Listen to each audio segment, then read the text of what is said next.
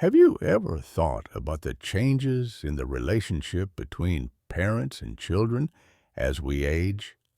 Today, we explore the impactful story of Mr. Burney, a retired man who made a life-changing decision to not share his retirement savings with his grown children. While many parents feel a strong sense of duty to support their children, Mr. Burney's experience serves as a cautionary tale about what can happen when children don't reciprocate the same care and respect. His story highlights the emotional and financial struggles retirees face when their children seem indifferent or even exploitative. Stay with us till the end to understand why Mr. Burney chose to prioritize his independence and the lessons he learned through his journey as a parent. This story also sheds light on what retirees can learn about safeguarding their hard-earned savings. Before we dive into the details, if you enjoy this video, please like it. Your support helps me continue sharing valuable lessons about aging. If you're not subscribed yet, consider subscribing and turning on the bell to stay updated with all future videos. And if you like or dislike the video, please leave a comment to let me know how I can improve. Now, let's get started. Imagine reaching the later years of your life after dedicating your entire existence to raising and nurturing your children, giving them everything you could, only to feel unappreciated and even forgotten by those very children you invested so much in. This is the situation Mr. Burney and his wife find themselves in. After decades of sacrificing to give their children the best start in life, they now face an emotional and financial crossroads that challenges their understanding of family. Their story forces them to reevaluate their role as parents and confront the often uncomfortable realities of changing family dynamics. Mr. Burney and his wife were once devoted parents, eager to provide their two sons with all the opportunities and material comforts they could afford. Now, in their retirement, they find themselves questioning the value of these years of sacrifice. Their story is a poignant reminder that while parental love may be limitless and unconditional, it must sometimes confront the harsh realities of shifting expectations within families. It makes us reflect on what happens when sacrifices made for children no longer yield the same returns, or when parents, after years of selflessness, decide to prioritize their own needs and desires. This brings us to a critical exploration of why Mr. Burney, after decades of supporting his children, has chosen to safeguard his retirement savings and prioritize his independence. While most parents would naturally want to help their children, especially during tough times, Mr. Burney's actions have puzzled many. He and his wife have enjoyed the fruits of years of hard work, having built a solid financial foundation thanks to stable jobs in public service and disciplined savings. Despite their comfortable position, they've refused to share a penny of their retirement funds with their grown children. To understand why Mr. Burney has taken this stance, let's hear it in his own words. At 72 years old and having been retired for 12 years, Mr. Burney reflects on their situation. I've been retired for quite some time, and my wife, who's 5 years younger than me, has also been enjoying her retirement for over a decade. We spent our working years in state-owned enterprises. which ensured that our combined monthly pensions exceed $5,000. With such reliable funds, we live comfortably, indulging in our hobbies, traveling, and enjoying life. We've earned it after working hard for decades. This is the time of our life to enjoy.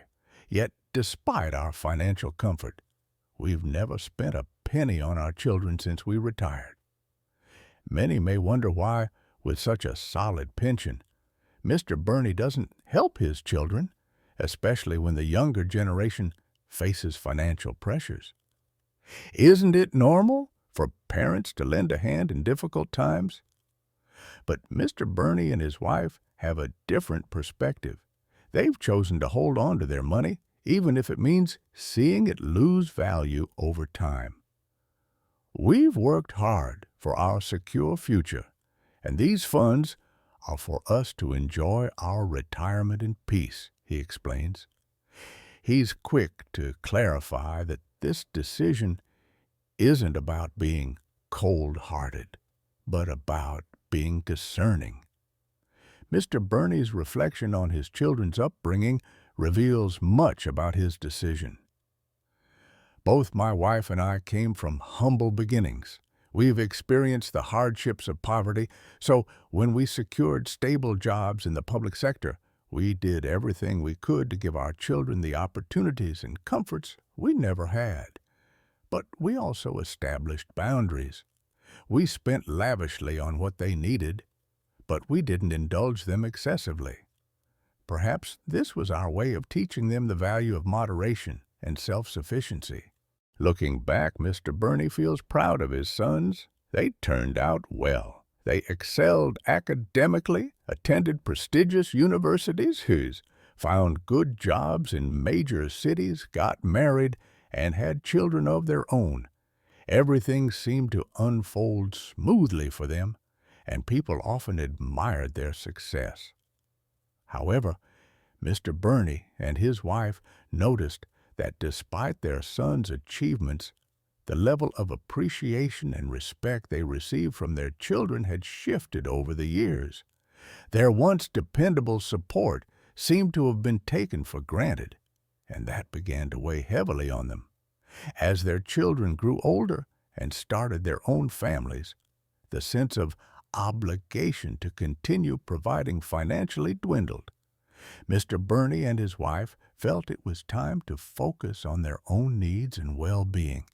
It wasn't about cutting off their children, but about drawing a line between what they had done for them and what they were still willing to do. They realized that their retirement was for them, not for sustaining others.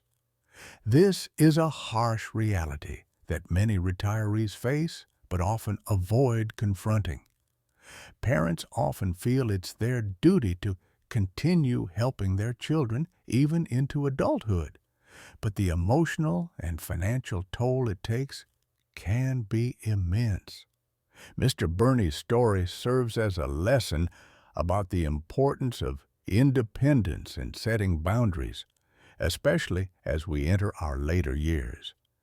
It's essential to recognize that while providing for children is a noble act, parents also need to take care of themselves.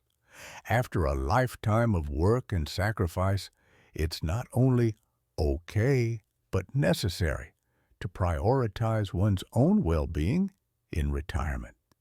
Mr. Burney's decision shows that there is wisdom in safeguarding your hard-earned savings, ensuring that your retirement years are spent in peace and enjoyment, without the pressure of feeling obligated to support children who may not fully appreciate or reciprocate that support.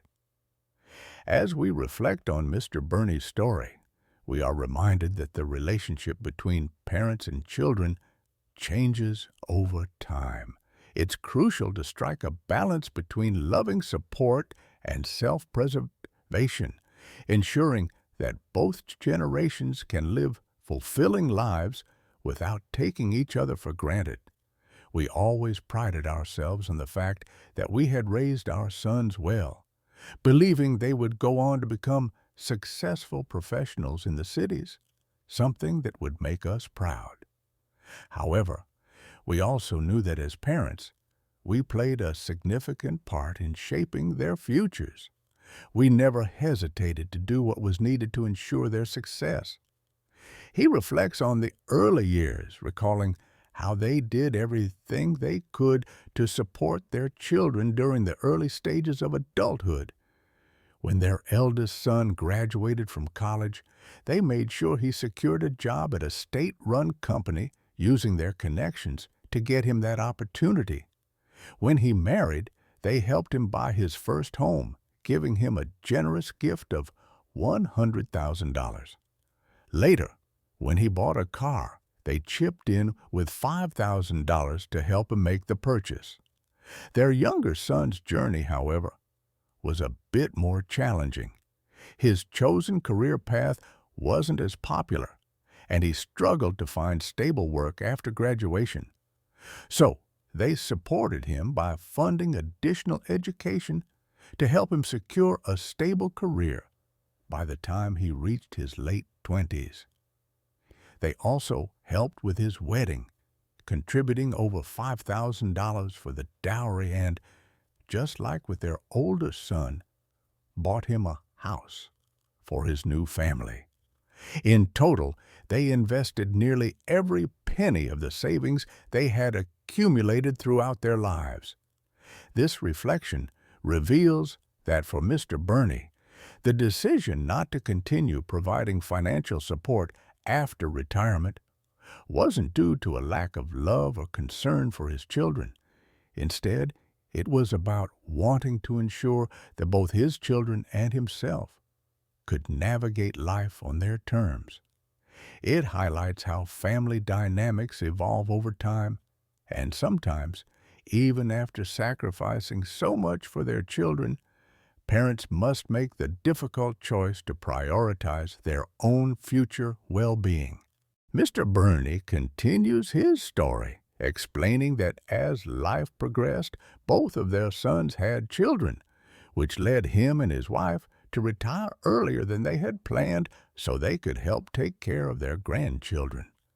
His wife retired at 50 to dedicate herself to their eldest grandson, and he followed suit at 60 to care for their youngest granddaughter.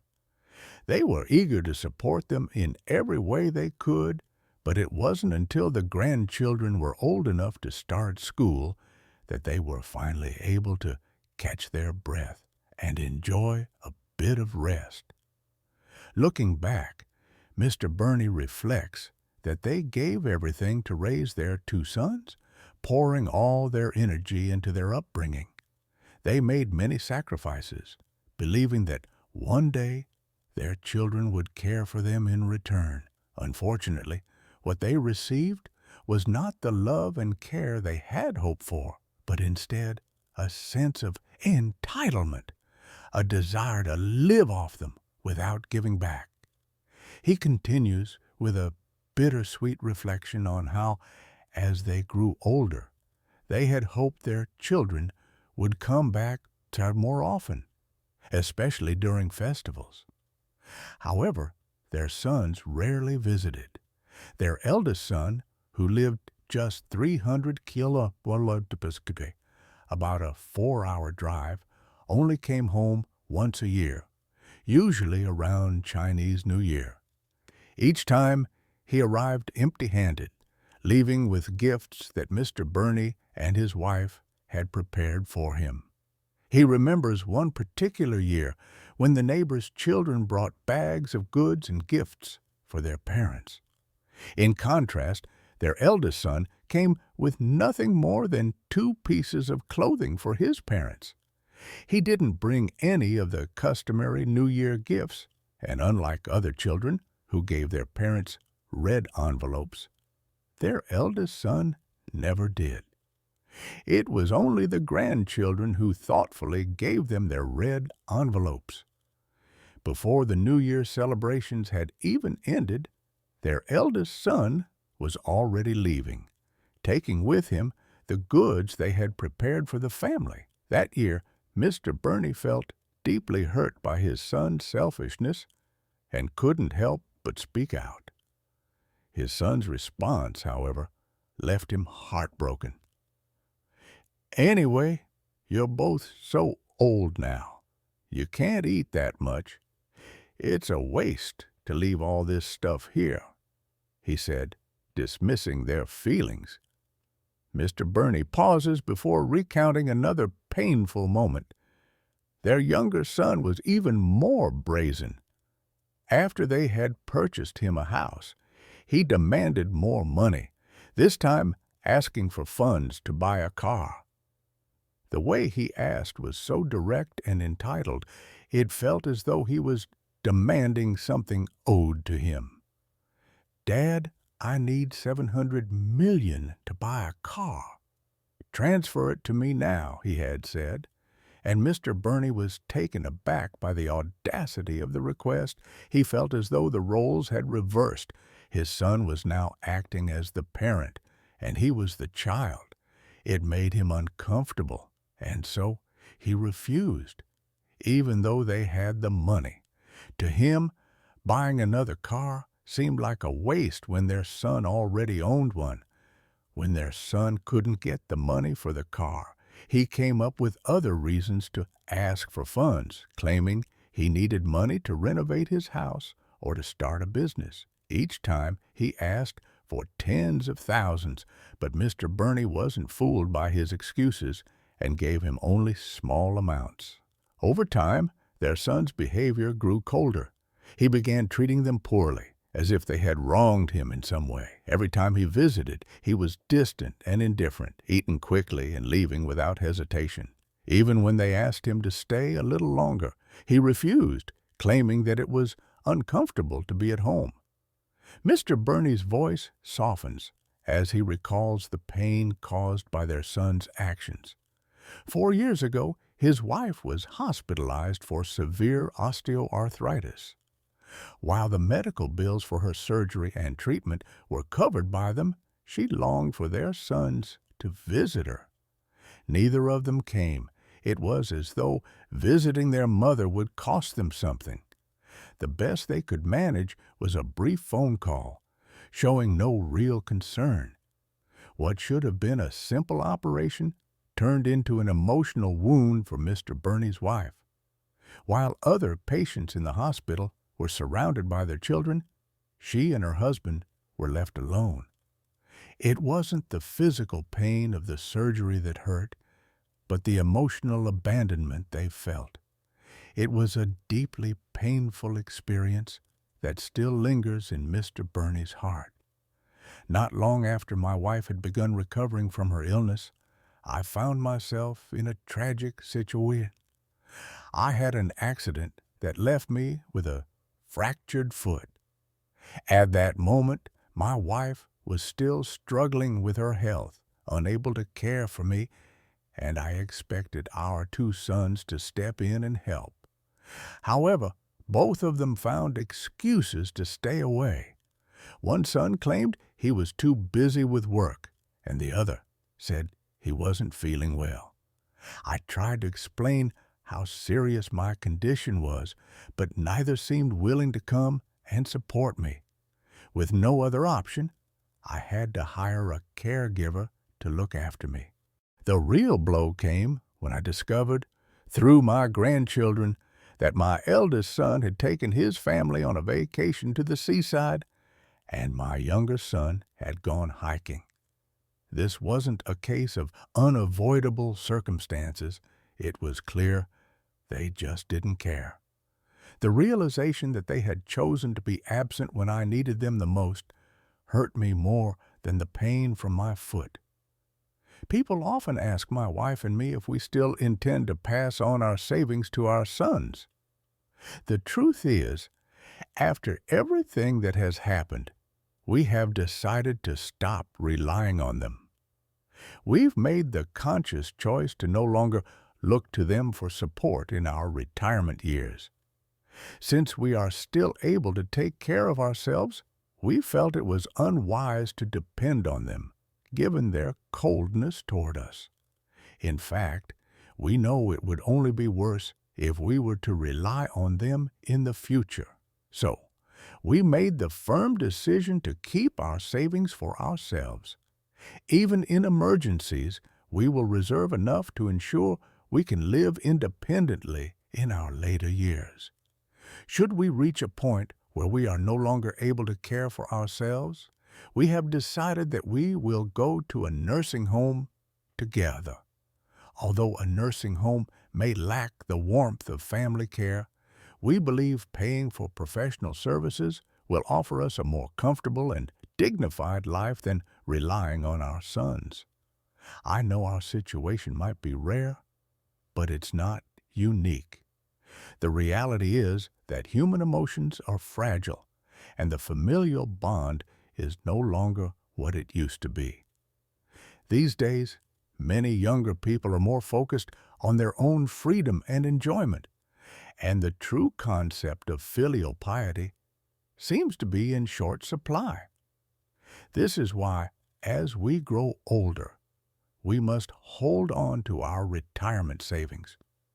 While it is important to help our children when they need it, we must know our limits.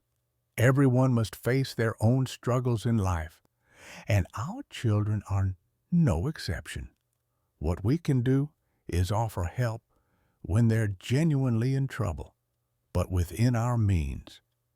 Many older people often think about helping their children raise grandchildren once they retire.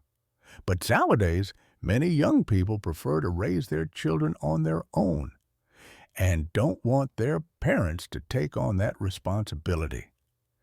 This can make retirement feel rather dull. Without grandchildren to care for, retirement can seem monotonous.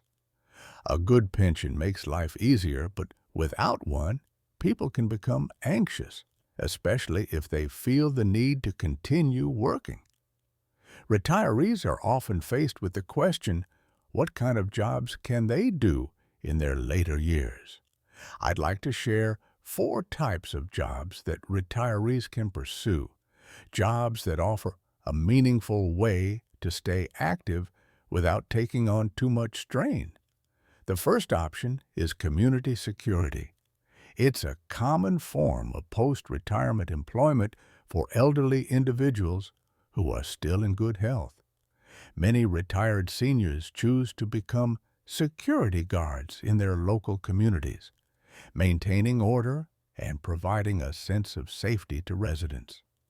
For those who are retired and in good health, becoming a community security guard can be a low-stress option. The job often involves sitting in a security booth, monitoring the surroundings, reading newspapers, and assisting residents with things like opening gates or answering basic inquiries. It's a slower-paced job compared to a typical career, and many retirees find it enjoyable. However, there are a few things to consider. High-end communities tend to have stricter management policies and may not be as open to hiring retirees, preferring younger, professionally trained security personnel. It's better to focus on medium to lower-end communities where the management may be more flexible and willing to hire retirees. While this type of work can be relatively leisurely, it's important to be aware of the reality of night shifts. For example, my uncle took up security work after retirement and had to work night shifts, which could be physically tiring. The job often involves less interaction and can leave one feeling isolated, so mental preparation is necessary. If you're considering this field, it's a good idea to seek recommendations from friends or acquaintances, as personal connections often play a significant role in landing jobs like this. If you don't have direct connections, a good place to start is by visiting the property management office of a community where you can inquire about job openings. The second job option is becoming a nanny. This is an excellent option for those seeking more flexible work. Take Mrs. Carroll, for example. She's a 52-year-old woman who retired 2 years ago. With a pension of over $500 a month, she was financially secure but felt unfulfilled doing odd jobs, like working at a supermarket or assisting in stores. After her husband passed away and her only daughter moved away to pursue her master's degree, Mrs. Carroll sought a more meaningful way to spend her time. One day, while sitting on a bench downstairs, she struck up a conversation with an acquaintance.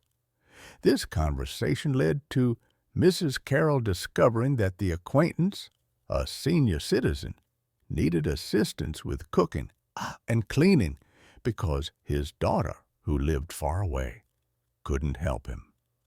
Mrs. Carroll was more than happy to offer her services.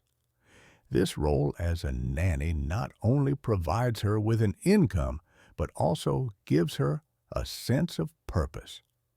These two examples are just a glimpse of the many opportunities available for retirees to stay active, financially stable, and fulfilled. Life after retirement can be challenging, but with the right attitude and approach, it can also be rewarding. By taking charge of our own retirement savings and seeking out jobs that align with our abilities and interests, we can live a dignified and fulfilling life, independent of our children, and continue contributing to society in our later years. Mrs. Carroll saw a unique opportunity to offer her services as a caregiver to the elderly, but with a twist. Instead of offering full-time live-in care, she decided to provide part-time assistance that could be customized to the specific needs of elderly people in her neighborhood. Her services included preparing meals, cleaning, and helping with various daily tasks. She posted a simple ad in her community group offering to cook for the elderly and assist younger people in her area with their needs. That very evening, she received 3 inquiries from families looking for help with their elderly relatives. Mrs. Carroll immediately began preparing meals according to the preferences of her clients and personally delivering them. As her services expanded, she also began offering cleaning and even accompanying seniors to doctor appointments. Over time, she noticed that while many elderly people were receiving material support from their families, they often felt emotionally neglected. It became evident that alongside physical care, seniors longed for emotional connections and someone who would simply listen to their stories. Through her work, Mrs. Carroll came to understand the profound importance of empathy and communication. Many of the elderly individuals she worked with expressed deep appreciation not just for the physical tasks she helped with, but also for the emotional support she provided by offering companionship and a willing ear. After 6 months of steadily growing demand, Mrs. Carroll saw the potential for her initiative to evolve into something bigger. She invited some of her former colleagues to join her in creating a small team, allowing them to extend their services even further.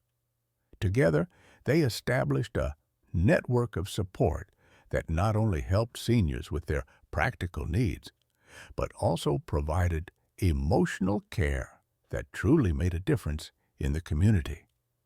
As the demand for these services grew, Mrs. Carroll discovered a deeper sense of fulfillment in her work. Not only was she helping others, but she had also found a sense of purpose. She realized that giving back to her community and connecting with the elderly was incredibly rewarding, both for her and for the seniors she assisted. Another option for retirees, especially those with some savings and a desire to work independently, is to set up a small stall to sell goods. Many retirees choose to rent a booth or buy a small cart at supermarkets or malls where they can sell items like fresh fruits, homemade goods, or snacks. This type of self-employment allows retirees to control their own hours and enjoy a sense of independence, making it an appealing choice for those who want to stay active and engaged in their community. However, it's essential to recognize that running a stall can come with its own financial risks. Starting a stall requires some initial investment, and there's always the possibility of failure if the location isn't ideal or if the customer base isn't strong. For retirees with limited funds, this may not be the best choice, but for those with some extra cash and a desire to be self-sufficient, it can be a highly rewarding endeavor. One way to reduce the risks involved is by selling products with which you have a personal connection. For instance, if you have a garden and grow your own fruits or vegetables, you could sell them at your stall. This would allow you to share your harvest with others while generating a modest income. Additionally, if you enjoy the social interaction that comes with talking to customers and are passionate about the products you're selling, running a stall can be a fun and less stressful experience. While managing a stall can be challenging due to long hours or unpredictable customer traffic, the independence it offers and the potential to create a steady income make it an appealing option for retirees looking to stay active. Whether it's selling fresh produce, snacks, or homemade crafts, running a stall can provide a fulfilling way to engage with others and make the most of your retirement. Another option for retirees looking to stay active and earn money is to work as a dishwasher in a restaurant. While this may not be the most glamorous job, it can be a great fit for those who don't want to take on physically demanding work, but still wish to contribute and maintain an income. My aunt, for example, found a dishwashing job after she retired, working during lunch and dinner hours, which allowed her plenty of free time during the day for other activities or rest. Dishwashing may be physically demanding, but it is far less strenuous than other roles. For retirees, this job can offer a manageable level of physical activity while still earning money. While the pay may not be high, it provides the flexibility to work only a few hours a day and the opportunity to stay connected with others in a busy environment. Many restaurants offer part-time positions, making this job ideal for retirees looking to stay active without committing to a full-time schedule. For those who may not want to work in the kitchen, other options such as housekeeping or hotel cleaning staff positions can also offer a steady income without being physically overwhelming. Though working in a restaurant or hotel may not make retirees wealthy, any source of income can provide a sense of financial stability, which is essential as retirees may no longer rely on full-time work or savings alone. It's also important to keep in mind that retirees should be mindful of overexerting themselves, especially in later years. Physical overexertion can lead to health problems, so it's crucial to seek work that balances earning money with maintaining good health. Retirement should be about enjoying life, staying active, and maintaining a healthy balance rather than focusing solely on making money. If full-time work is no longer appealing, part-time or flexible jobs offer a great alternative. They allow retirees to stay engaged while also leaving plenty of room to enjoy their free time. These types of roles ensure that retirees can remain financially independent without sacrificing their overall well-being or happiness. Retirement is not just about stepping away from work, but about embracing the opportunities that come with it. Whether retirees choose to work or not, they should remember that there are countless ways to stay engaged, enjoy life, and make meaningful contributions to their community. Your wisdom and life experiences are valuable assets, and it's important to remember that you're never alone in your journey. Focus on what brings you joy and maintain a sense of financial security, ensuring a fulfilling and happy retirement. If you're still watching this video and finding these ideas helpful, remember that it's never too late to start something new or explore different ways to stay active and engaged.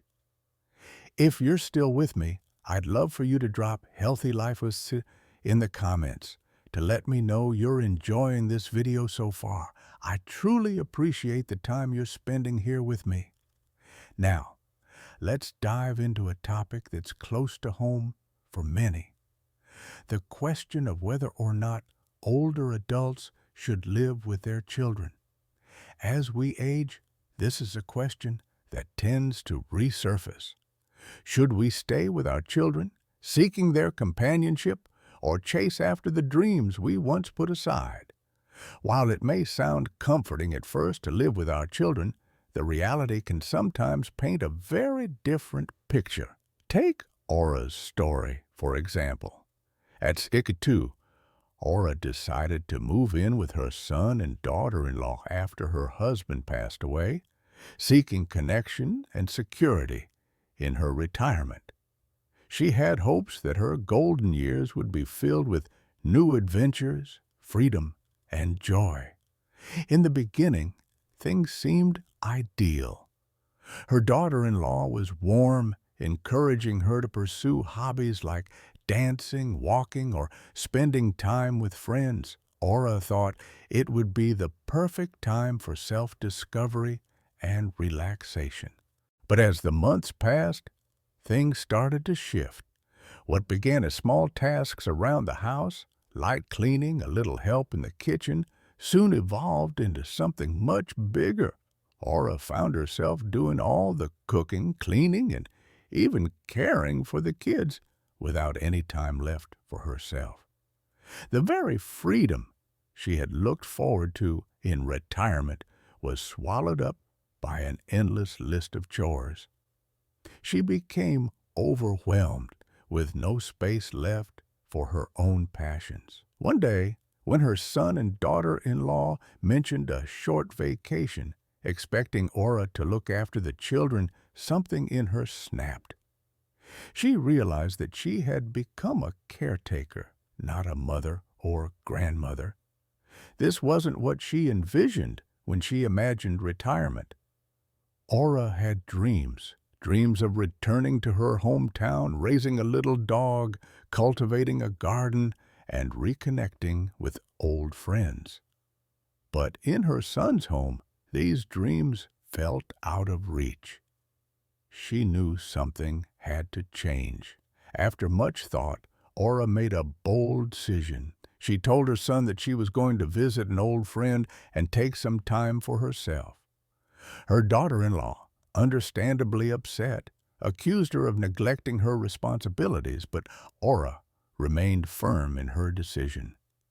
She packed her bags, returned to her hometown, and began to live life on her own terms. Aura wasn't just walking away from a burdensome situation. She was reclaiming her life. She started filling her days with the things she loved, dancing in the square, taking long walks, raising a dog, and tending to her garden. She reconnected with old friends, sharing laughter and tea in the cozy corners of the familiar places she'd missed. She was finally living the life she had long dreamed of, and it brought her a sense of peace and joy that had been missing for far too long. Her journey is a powerful reminder of the importance of independence, self-respect, and living authentically. Aura's story challenges the idea that aging means sacrificing our happiness for the sake of others. It teaches us that we all have the right to live life on our own terms, no matter how old we are. Her experience sheds light on the balance older adults must find between familial obligations and personal desires. Too often, society expects aging individuals to simply care for others while ignoring their own needs. But Aura's decision to prioritize her well-being shows us that it's possible to create a new chapter in life, even when it seems like the door has already closed. Aura's story isn't just about her own liberation. It's a message to others in her position that they can choose their own path. They don't have to remain trapped in situations that drain their energy or leave them feeling invisible. By setting boundaries, refusing to be overburdened, and making self-care a priority, older adults can reclaim their lives. Her decision also speaks to a larger societal issue: the expectation that aging parents should simply serve their children without questioning it. Aura showed that it's okay to say no, and that our happiness matters just as much as anyone else's. By doing this, she sent a strong message to others in her age group. It's not too late to pursue the life you want, and it's never too late to set boundaries that protect your peace. Her journey is a shining example of self-empowerment and the importance of doing what feels right for you. If you've ever felt stuck or unsure of your place, let Aura's story serve as a reminder that you don't have to settle for a life dictated by others' expectations. You have the right to live with dignity, joy, and purpose, regardless of your age. So, as we reflect on Aura's story, what lessons can we learn? What does her experience teach us about the importance of independence, setting boundaries, and safeguarding our own well-being as we grow older? The story also invites us to think about our own lives and what we might be putting off or neglecting in pursuit of others' needs. Now, I want to hear from you. What's one thing you've learned from this video that you plan to apply in your life moving forward? Share your thoughts in the comments below. And if you enjoyed the video, don't forget to like, share, and subscribe. Your support helps us keep creating meaningful content just like this. Remember, you deserve to live a life full of joy, freedom, and dignity, no matter your age. Thank you for being part of this journey with me. Keep watching for more content that inspires and empowers you to live your best life every day.